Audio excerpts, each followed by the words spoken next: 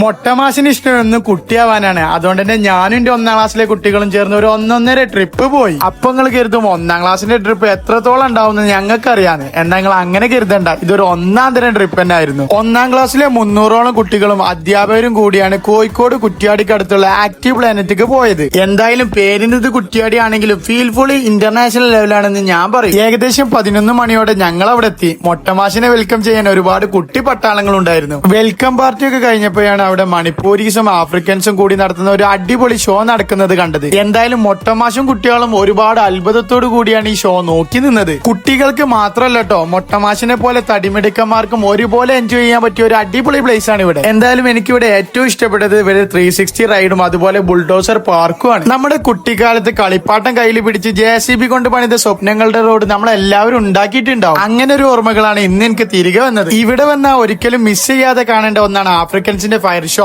എന്തായാലും അങ്ങ് കാസർഗോഡ് നിന്ന് വന്ന കുട്ടികൾക്ക് വരെ മൊട്ടമാശിനെ ഇഷ്ടപ്പെടുന്നു എന്നറിഞ്ഞതിൽ ഒരുപാട് സന്തോഷം. പ്രൈമറി തലത്തിലുള്ള കുട്ടികളെ കൊണ്ട് ഇങ്ങോട്ട് പോന്നാൽ എന്തുകൊണ്ട് മുതലാവും എന്നതാണ് എന്റെ പേഴ്സണൽ അഭിപ്രായം. അങ്ങനെ ഒരു DJ പാർട്ടി ഒക്കെ കഴിഞ്ഞ് ഞങ്ങൾ നേരെ നാട്ടിലേക്ക് തിരിച്ചു. അപ്പൊ ഓക്കെ, എന്റെ എല്ലാ മക്കൾക്കും മൊട്ടസലാം.